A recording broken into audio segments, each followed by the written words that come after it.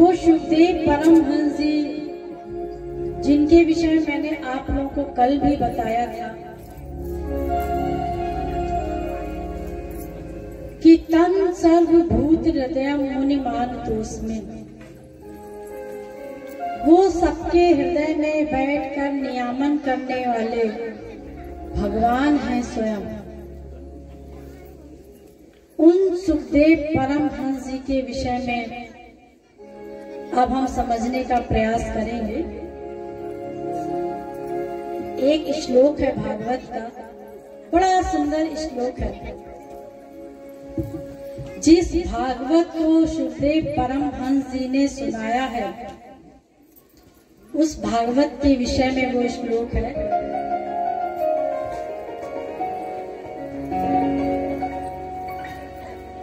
निगम कल्प तरोर गलितं फलम्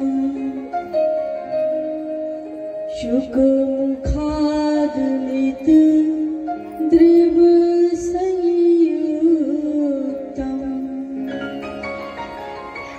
पीबत भागवतं रसमालयम् मुहुरहो रसिका भुव भावुका पीबत भागवतं रसमालयम् मुहुरहो रसिका भुवि भावुका।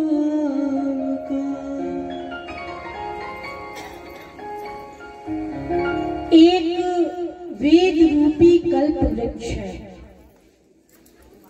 कल्प वृक्ष आप लोगों ने सुना होगा, स्वर्ग में है, गॉड ऑफ ट्री। स्वर्ग का एक पेड़ है जिसको कल्प वृक्ष बोलते हैं। वो कैसा है? उसके नीचे बैठ करके जो मांगो वो मिल जाएगा। जो मांगो मिल जाएगा मतलब है सांसारिक वस्तु, दिव्य वस्तु नहीं, भगवान का आनंद नहीं, केवल सांसारिक वस्तु। क्योंकि स्वर्ग भी माया के अंडर में है और स्वर्ग के देवी देवता भी सब माया के अंडर में है। तो वहां पर जितना भी सामान है सब माइक है, दिव्य नहीं है। तो ऐसे ही एक वेद रूपी कल्प वृक्ष है। तो वो कल्प वृक्ष क्या है? वो ऐसा कल्प वृक्ष है कि उससे हम जो दिव्य सामान मांगेंगे वो मिल जाएगा।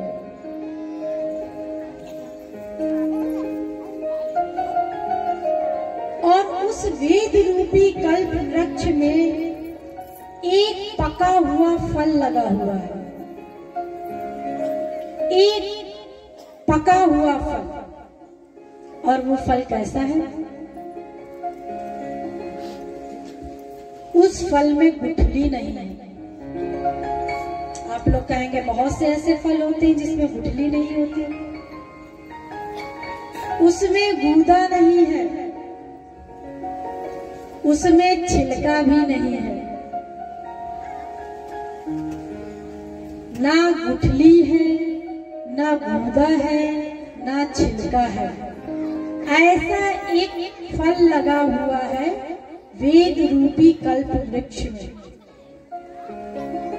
और वो फल पक करके अपने आप गिरा और उस फल को शुक रूपी तोते ने चखा। या आप लोग तो गांव के लोग हैं, आप लोग तो जानते ही होंगे, जिस फल को तोता चख लेता है वो फल मीठा होता है, ये आप लोग अंदाज लगा लेते हैं। और अगर कोई फल स्वयं पेड़ से पक कर के गिरे वो कितना मीठा होता है, ये भी आप लोग जानते हैं। तो वेद रूपी कल्प वृक्ष में एक पका हुआ फल लगा हुआ है। वो फल पक करके अपने आप गिरा और उसको शुक रूपी तोते ने चखा। चखा ही नहीं बल्कि पिया, पीबत। तो अगर ऐसा कोई फल हमें मिल जाए तो हम उसका क्या करेंगे? उससे हमारी सारी कामना की पूर्ति हो जाएगी। अरे कल्प वृक्ष है वेद रूपी, उसमें से अगर कोई चीज गिरी है तो हमारी, तो अगर वो फल हमें मिल जाए तो फिर तो हमारी सारी कामनाओं की पूर्ति हो जाएगी। अगर आप लोगों को मिल जाए तो आप लोग क्या करेंगे? सोचिए, अभी सोच लीजिए, सब अपने अपने मन में सोचिए। आप लोग यही सोचेंगे कि हमारी इस सांसारिक आवश्यकताओं की पूर्ति हो जाए, उस सांसारिक आवश्यकताओं की पूर्ति हो जाए। किसी से भी पूछ लो, लेकिन वो ऐसा फल है जिसको शुक रूपी तोते ने, यानी कि शुकदेव जी ने उसको चखा है, यानी पिया है। क्योंकि वो फल पूरा रस का बना हुआ है, ना उसमें गुठली है, ना गूदा है, ना छिलका है, केवल रस ही रस है। वो फल रस का बना हुआ है। तो उस फल का नाम क्या है जिसकी इतनी देर से तारीफ हो रही है? उस फल का नाम है श्रीमद् भागवत महापुराण। बोलिए श्रीमद् भागवत महापुराण की जय हो। तो उस भागवत रूपी फल को शुकदेव परमहंस जी ने चखा है। देखिए, आप लोगों को भी श्रीमद् भागवत अपने घर में लाना चाहिए, रखना ही चाहिए। जब भगवान अपनी इस पृथ्वी को छोड़ करके गोलोक जाने लगे, तब उद्धव जी ने भगवान से प्रश्न किया कि आप इस पृथ्वी को छोड़ करके जा रहे हैं, द्वापर था, तो आपके जाने के बाद कलयुग आ जाएगा, तो उस कलयुग में कलिमल ग्रसित जीव आपके वियोग को कैसे सहन करेंगे? आपकी भक्ति कैसे करेंगे? तो भगवान अपने नाम रूप लीला गुण धाम और संत के सहित उस श्रीमद् भागवत में विद्यमान हो गए, स्वयं भागवत में विद्यमान हो गए भगवान। तो इसलिए ये कोई पुस्तक नहीं है, स्वयं साक्षात ब्रह्म का स्वरूप है। और ये 5वां वेद भी है। आप लोग आरती में सुनते ही हैं, यहाँ पर जब आरती होती है शुरुआत में, तो इसको 5वां वेद भी कहा जाता है। तो उसको अपने घर ले आना है, ये समझ के नहीं कि पुस्तक है, भगवान समझ करके। जैसे आप लोग लड्डू गोपाल की पूजा करते हैं, ऐसे ही श्रीमद् भागवत की पूजा करना है। अभी यहाँ हम जब आए थे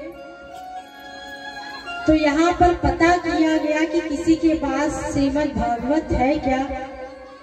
एक के भी पास श्रीमद् भागवत की पुस्तक नहीं है, क्योंकि हम उसको पुस्तक मानते हैं। किसी के भी पास नहीं है। जहाँ जहाँ भी पूछा गया होगा, अब किसी के पास होगी नहीं पता, लेकिन जहाँ जहाँ पूछा गया किसी के पास वो नहीं मिला ग्रंथ। तो सबसे पहले तो उसको लेकर के आइए अपने घर, उसकी नित्य रोज आरती पूजा कीजिए, जैसे भगवान की पूजा करते हैं। आरती पूजा करने के पश्चात उस भागवत का एक अध्याय अवश्य पढ़िए। ये नियम बनाइए कि एक अध्याय पढ़ना है। अब आप लोग कहेंगे कि अरे हम तो सांसारिक हैं, हमारे पास तो इतना समय नहीं है कि हम इस पुस्तक को पढ़ सके, और संस्कृत कठिन होती है और इतना जल्दी हम समझ भी नहीं सकते। और थोड़ी देर पहले आपने ही बताया कि भागवत को नहीं समझा जा सकता अपने मन से। प्रमाण भी दे देंगे। तो मैं ये नहीं कह रही आप अभी समझ जाएंगे, लेकिन उसको लेकर के आइए। ठीक है, एक अध्याय मत पढ़िए, आप एक ही श्लोक पढ़ लीजिए। तो आप कहेंगे एक श्लोक तो बहुत बड़ा होता है, इतना समझेंगे कैसे? तो सनकादिक ऋषियों ने कहा कि आधा श्लोक ही पढ़ लीजिए। तो आजकल के तो लोग कहते हैं कलयुग में तो समय, अरे हमें तो खाने पीने का समय नहीं है। आप लोग ये लॉजिक देते हैं, मुझे ही को दे देते हैं, अरे दीदी आप साधना भक्ति बताती, हमें तो खाने पीने की फुर्सत नहीं है, यानी कि अपने कल्याण की फुर्सत नहीं है।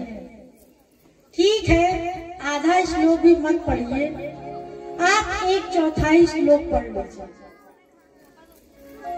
सच्चिदानंद रूपाय, बस।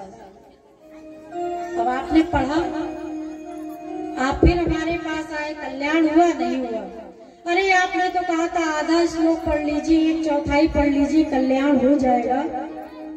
तो देखिए यहाँ पर सनकादिक ऋषियों ने चालाकी की कि ये जो श्रीमद् भागवत है, इसका एक एक श्लोक में इतना रस भरा हुआ है कि अगर आप एक श्लोक के एक अक्षर का भी अर्थ समझ जाएंगे सही सही, तो आप आगे पढ़े बिना रह ही नहीं पाएंगे। और जब नहीं रह पाएंगे तो आप पूरा पढ़ जाएंगे, तब आप धीरे धीरे उसको समझ जाएंगे। और भगवत कृपा हो गई तो कोई वास्तविक संत बताने वाला मिल जाएगा। तो इतना आनंद है उसके श्लोक में कि आप खुद ही पढ़े बिना नहीं रह पाएंगे। अभी कल मैंने एक सच्चिदानंद रूपाय की व्याख्या की, मुझे 1.5 घंटा लग गया केवल इस श्लोक की व्याख्या करने में। यद्यपि केवल सच्चिदानंद शब्द की वो व्याख्या करेंगे, तो अगर हम पूरा जीवन भी व्याख्या करते रहे, अनंत जन्म तक व्याख्या करते रहे, चाहे अनंत ब्रह्मा के मुख से व्याख्याएं होती रहे, कोई उसकी व्याख्या नहीं कर सकता। लेकिन संक्षेप में बताना जरूरी रहता है, इसलिए हमने आपको संक्षेप में बताया था। भगवान का वास्तविक स्वरूप का ज्ञान करवाया। तो पुस्तक को लाइए और नियम बनाइए। जैसे हमने खाने पीने का, सोने जागने का, मोबाइल चलाने का नियम बना रखा है, आधा समय तो मोबाइल में चला जाता है सबका। जितना खाने पीने में, कमाई में समय नहीं देते, उतने से ज्यादा मोबाइल में समय चला जाता है।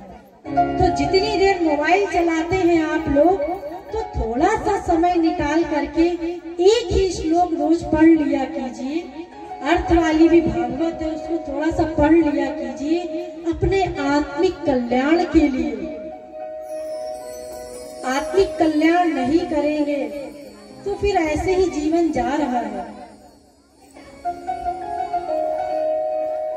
तो लाइए पुस्तक को, उसकी आरती पूजा कीजिए भगवान का साक्षात स्वरूप समझ करके, और रोज अपना नियम बनाइए उसको पढ़ने का। जिस भागवत को शुकदेव परमहंस जी ने पढ़ा, जिस भागवत के श्लोक को सुनकर के उनकी समाधि टूट गई, जरा उन शुकदेव परमहंस जी के विषय में भी सुन लीजिए।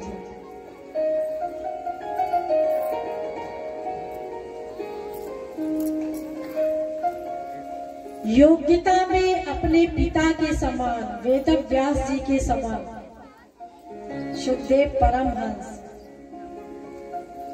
और बाकी तो भगवान के अवतार हैं ही हैं, वो तो स्वयं भगवान हैं। मैं आप लोग को कल से बता ही रही हूँ।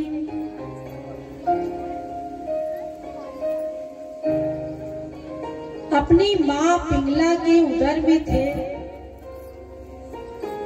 साधारण बच्चों का जन्म होता है, 9 माह में बच्चे का जन्म हो जाता है, लेकिन शुकदेव परमहंस जी 1 साल हो गया, 2 साल हो गया, 4 साल हो गया, 10 साल हो गया, 12 वर्ष हो गए, अपनी माँ के उदर से बाहर नहीं निकले।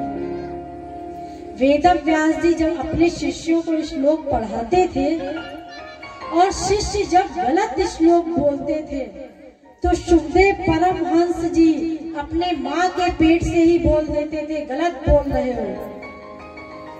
तो वेदव्यास जी ने कहा, भाई तुम कौन हो, बाहर निकलो, अपनी माँ को कष्ट दे रहे हो।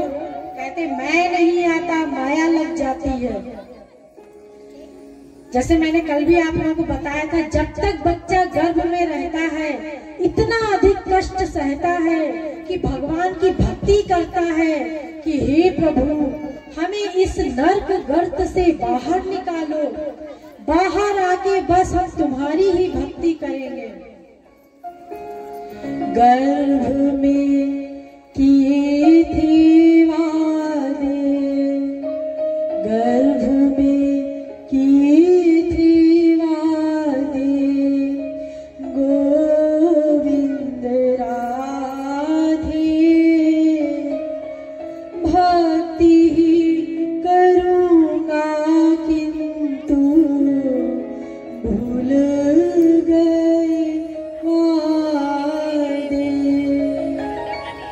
भक्ति करूँगा किंतु भूल गए वादे। गर्भ में सबने भगवान से प्रार्थना की थी, सबने भगवान से वादा किया था कि हमें इस नर्क गर्त से बाहर निकालो और हम बाहर आकर के केवल तुम्हारी भक्ति करेंगे बस।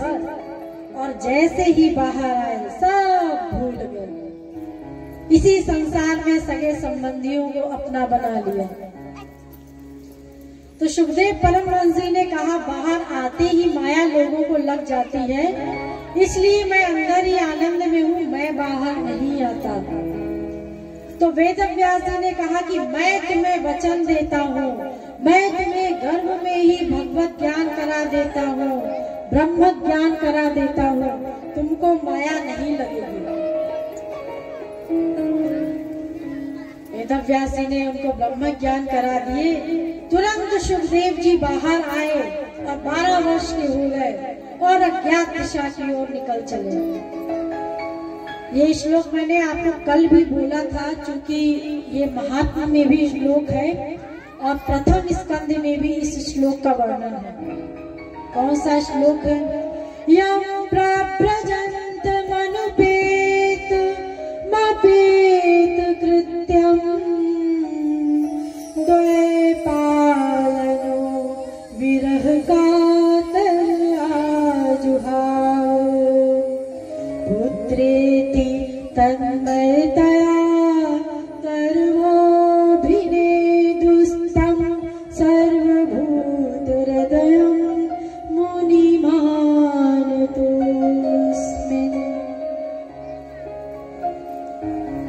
जैसे ही निकले तुरंत अज्ञात दिशा की ओर चल दिए, क्योंकि समाधि में थे और चलते जा रहे हैं।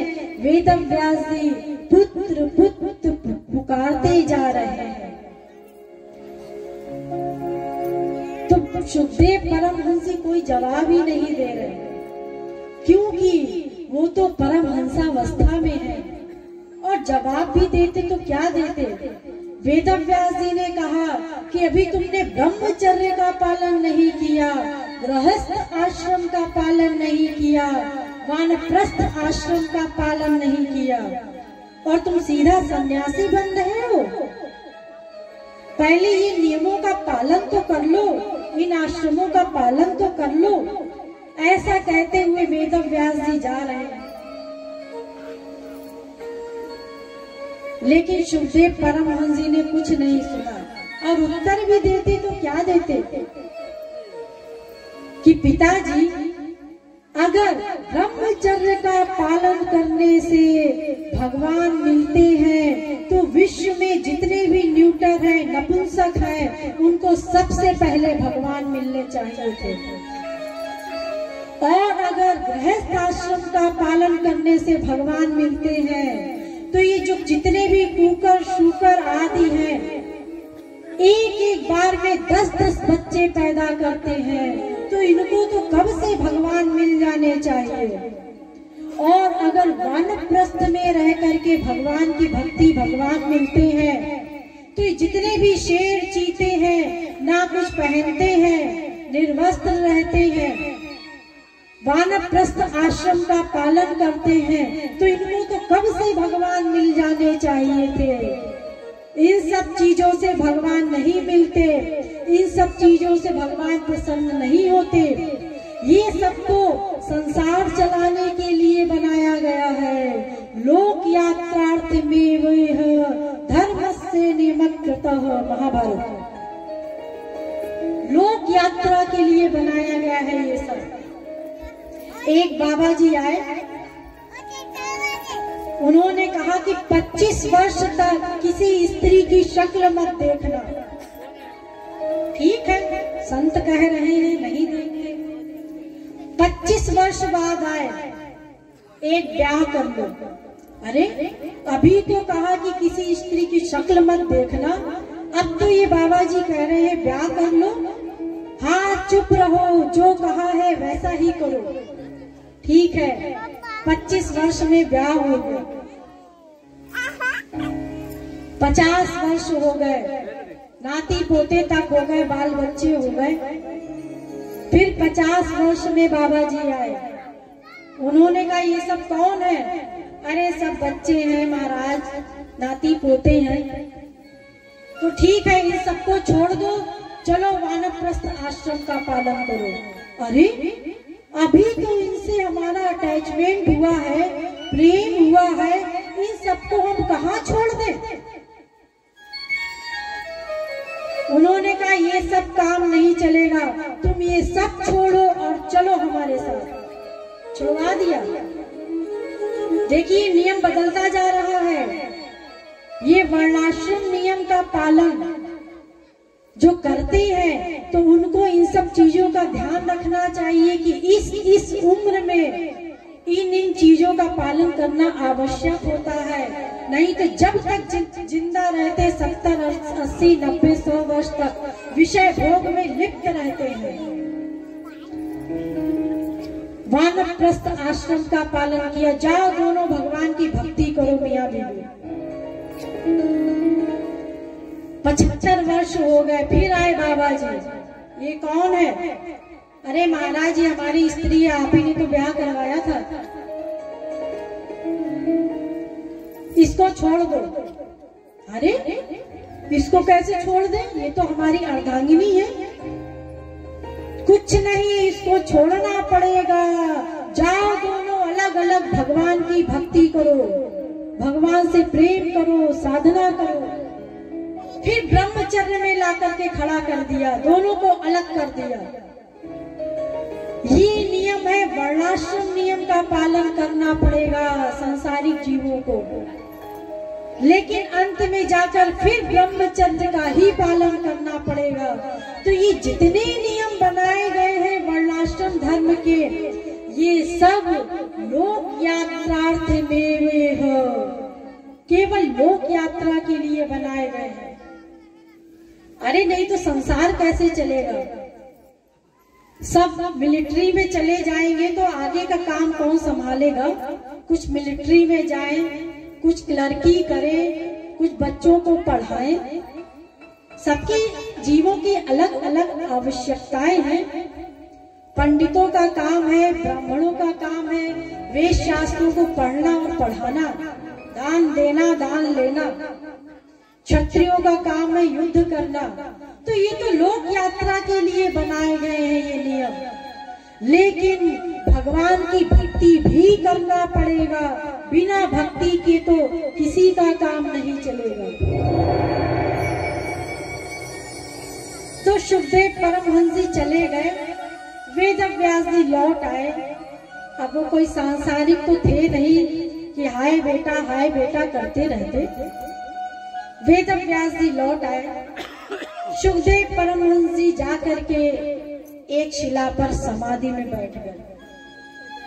और जब सुखदेव परमहंस जी जा रहे थे, उस बीच एक घटना घटी। जब वेदव्यास जी पुकार रहे थे पुत्र पुत्र करते हुए, तो बीच में एक घटना घटी। दृष्ट्वानुयान्तं ऋषिमात्म जमाप्यनग्नं देव्योर्या परिरदिधदुर्न सुतस्य चित्रम् तद्वीक्षति प्रक्षति मुनौ जगदुस्तवास्ति स्त्री पुंभिदा न तु सुतस्य विविक्त दृष्टि। क्या घटना घटित हुई कि जब वो पुत्र पुत्र पुकारते हुए जा रहे थे तो रास्ते में एक सरोवर पड़ा। उसमें कुछ स्त्रियां निर्वस्त्र स्नान कर रही थी। तो शुकदेव परमहंस जी तो निकल गए आगे। वेदव्यास जी जैसे ही वहां पहुंचे तो वेदव्यास जी ने उन स्त्रियों की ओर देख करके क्रोध किया और उनको डांटा कि तुम लोग निर्वस्त्र स्नान कर रही हो। जैसे ही उन्होंने वेदव्यास जी को देखा उन्होंने कपड़े धारण कर लिए। तो वेदव्यास जी ने उनको डांटा कि मेरा जवान पुत्र यहाँ से निकल गया तब तो तुम लोगों ने वस्त्र नहीं ढके और मैं बूढ़ा, मेरे सामने तुम लोग वस्त्र ढकने लगे। तुम लोग इतना बड़ा पाप कर रहे हो। जल में निर्वस्त्र स्नान करना वरुण देवता का अपमान करता है। तो इन स्त्रियों ने क्षमा मांगी और वेदव्यास जी से कहा कि महाराज आप क्षमा करें तो हम आपसे कुछ कहना चाहते हैं। हम देवांगनाएं हैं स्वर्ग की, आप हंस हैं और सुखदेव जी परमहंस हैं। चूंकि सुखदेव जी परमहंस हैं इसलिए हमने अपने वस्त्र धारण नहीं किए और आप हंस हैं इसलिए हमने वस्त्र धारण कर लिए। तो उन्होंने कहा तुम तो बड़ी ज्यादा ज्ञान रखती हो, हमसे अधिक ज्ञान है तुमको। ये तुम्हें कैसे पता चला कि सुखदेव परमहंस है और मैं केवल हंस हूँ? क्योंकि जो परमहंस अवस्था में रहता है उसकी एक अवस्था होती है यत्र वा अस्य सर्वमात्मैवा भूत तत्केनकम जिग्रे तत्केनकम मनवी तत्केनकम शृणुया तत्केनकम दुर्ज्ञातार मरे प्रेम केन विजानीयात्। यानी कि जो परमहंस अवस्था में होता है वो अपने सिवा ना कुछ देखता है, ना सुनता है, ना रस लेता है, ना स्पर्श करता है। उसको अपना कुछ भान ही नहीं रहता, वो केवल अपनी आत्मा में ही रमण करता है। उसको कहते हैं परमहंस। और हंस जो होता है उसकी परमहंसावस्था भी होती है, हंसावस्था भी होती है। वो पुस्तक भी लगता है, वो द्वैत में रहता है, देखता भी है, स्पर्श का भी अनुभव करता है, सब कुछ करता है, लेकिन उसमें लिप्त नहीं होता। वो होता है हंस। सुखदेव परमहंस जी जब यहाँ से गए तो उन्होंने जैसे पहाड़ों को देखा, पर्वतों को देखा, वृक्षों को देखा, पशु पक्षियों को देखा, उसी प्रकार हमें भी देखा। उनकी दृष्टि में कोई परिवर्तन नहीं हुआ। आप लोग बात मत कीजिए, थोड़ा ध्यान से सुनिए। और आपने मुझे देखा तो आपके चेहरे का रंग बदल गया, आपने क्रोध किया। हम देवांगनाएं हैं, हम आंख पहचानते हैं, इसलिए हमने इसी प्रकार जाना कि आप हंस हैं, सुखदेव परमहंस हैं, इसीलिए आपको देख करके हमने पर्दा कर लिया। तो सुखदेव परमहंस जी तो चले गए, जा करके बैठ गए एक शिला के ऊपर, चट्टान के ऊपर, निर्विकल्प समाधि में। और वेदव्यास जी चले आए कि ठीक है, अच्छा है, समाधि में है, कोई बात नहीं, वो तो समझते हैं क्योंकि वो स्वयं समाधि में खुद जाते हैं। तो जिस समय सुखदेव जी का जन्म हुआ उसी समय वेदव्यास जी भागवत की रचना कर रहे थे। 335 अध्याय के 12 स्कंद के 18,000 श्लोक का भागवत बनाया। तो जिस समय वो भागवत की रचना कर रहे थे उसी समय वेदव्यास जी के शिष्य वन में लकड़ी बीनने के लिए गए। तो जब लकड़ी बीनने गए तो उन्होंने सुखदेव परमहंस जी को देखा। देख करके उन्होंने उनको कुछ हिलाया डुलाया। उनके ऊपर मक्खियां लग रही हैं, मच्छर लग रहे हैं, उनको कोई असर नहीं हो रहा, निर्विकल्प समाधि में बैठे हुए। जब उन्होंने हिलाया कोई असर नहीं हुआ, लौट आए और वेदव्यास जी को बताया। वेदव्यास जी समझ गए सुखदेव परमहंस जी हैं, मेरा ही पुत्र है। तो वेदव्यास जी ने अपने शिष्य को एक श्लोक रटा दिया और कहा कि ये श्लोक उसके कान में जाकर के सुना देना। कौन सा श्लोक था? मैंने प्रारंभ में प्रार्थना में ये श्लोक बोला था, आप लोग भी फिर से सुन लीजिए। वरहापीडं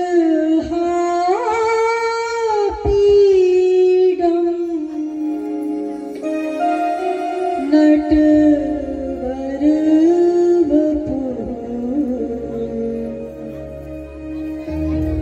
कर्णयो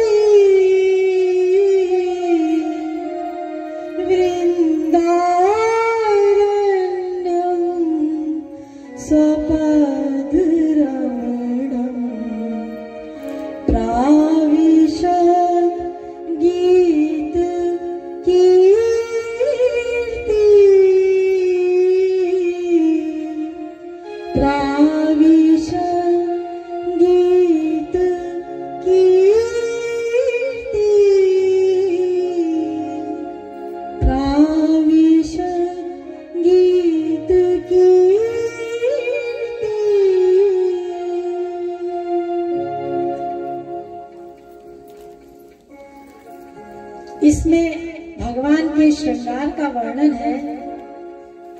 ये श्लोक जैसे ही सुखदेव परमहंस जी ने सुना, थोड़ा सा आंख खोले और फिर बंद कर लिया।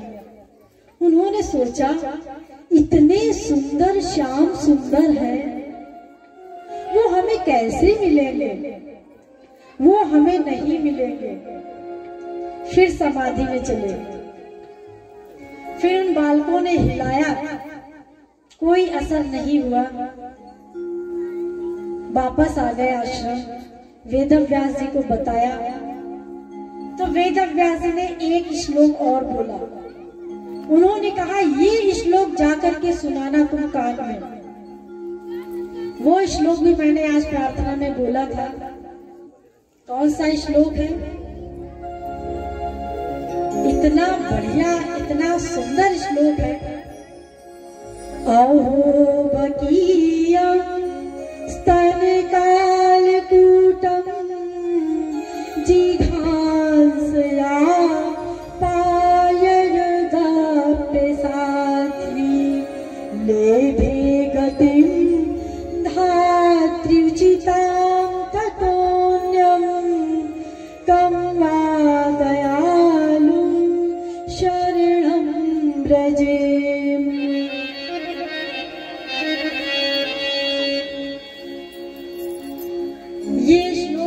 ही सुखदेव परमहंस जी ने सुना, इस श्लोक का अर्थ समझ लीजिए। अहो वकीयं स्तन कालकूटं जिघांसया पाययदप्य साध्वी लेभे गतिं धात्रिचितां ततोऽन्यं कं वा दयालुं शरणं व्रजेम। जिस पूतना ने अपने वक्षोज में जहर लगा करके मार डालने की इच्छा से श्री कृष्ण को स्तनपान कराया, ऐसी पूतना को उन्होंने अपना गोलोक दे दिया। मार डालने की इच्छा से। भगवान तो अंतर्यामी है, मन की बात नोट करते हैं, और जो हम मन से सोचते हैं भगवान उसी का फल देते हैं। शरीर से क्या करते हैं उससे कोई फर्क नहीं पड़ता। मन हमारा कहाँ है? आप लोग जानते ही हैं अर्जुन ने कितने मर्डर किए, लेकिन भगवान ने उनकी फाइल में लिखा 0/100। अर्जुन ने मर्डर करने की सोची भी नहीं, यानी कि उसकी इच्छा भी नहीं हुई मारने की। और आप लोग जानते ही हैं उसने कितने मर्डर किए, क्योंकि उसका मन निरंतर भगवान में था। हनुमान जी ने लंका में कितने ब्राह्मणों की हत्या की, लेकिन निरंतर मन राम में था, इसलिए भगवान ने उनकी फाइल में 0/100 लिख दिया। उन्होंने तो सोचा भी नहीं, यानी भगवान मन की मंशा नोट करते हैं, उसका फल देते हैं। शरीर से हमारा क्या कर्म है उसका फल नहीं देते। हमारे गवर्नमेंट में भी अगर किसी की मार डालने की इच्छा होगी उसी को फांसी मिलेगी। अगर गलती से किसी का एक्सीडेंट हो गया तो एक सब सेक्शन होता है, यानी कि मंशा नहीं थी तो उसको छोड़ दिया जाएगा। ऐसे ही भगवान के यहाँ भी मंशा का फल मिलता है। तो जब भगवान ने पूतना की मंशा नोट की होगी कि ये मार डालने की इच्छा से आई है, तो उसके पश्चात भी भगवान ने अपना गोलोक दे दिया। बाद में भगवान से ब्रह्मा जी ने पूछा कि इस पूतना को तो अपना गोलोक दे दिया जो मार डालने की इच्छा से आई, तो जिस यशोदा मैया ने अमृत पान कराया है उसको क्या दोगे? वो गोलोक दिया जो यशोदा मैया को दिया, या तो धान्य पिता स्वर्ग भवात जननी गति। तो भगवान ने कहा उनके तो हम ऋणी हो जाएंगे। तो जब सुखदेव परमहंस जी ने इस श्लोक को सुना, वेदव्यास जी ने शिष्यों से कहा कि वो श्लोक सुखदेव परमहंस जी को उनके कान में सुना देना। तो सुखदेव परमहंस जी ने जैसे ही सुना उनकी समाधि टूट गई। उन्होंने कहा इतने दयालु हैं भगवान कृष्ण कि जिसकी मनसा भी नोट की उसके बाद भी उन्होंने अपना गोलोक दे दिया, केवल इस कारण से कि उसने अपना दूध पिलाया तो वो मेरी माँ हो गई। अगर हम उसको अपना गोलोक नहीं देंगे तो लोग कहेंगे कि माँ वाली एक्टिंग किया, उसके बाद भी तुमने उसको नरक दे दिया। यानी कि भगवान ये देखते रहते हैं, ये ढूंढते रहते हैं कि कोई एक मौका मिल जाए कि किसी भी जीव का उद्धार हो जाए। इतने कृपालु श्री कृष्ण को छोड़ करके हम कहाँ जाएं? जब ये उन्होंने सुना, उन्होंने कहा इतने कृपालु हैं ये कृष्ण, और हम इनको छोड़ करके इस दुख रूपी संसार में आनंद ढूंढ रहे हैं, इस दुख रूपी संसार में भटक रहे हैं। इनको छोड़ करके हम कहाँ जाएं?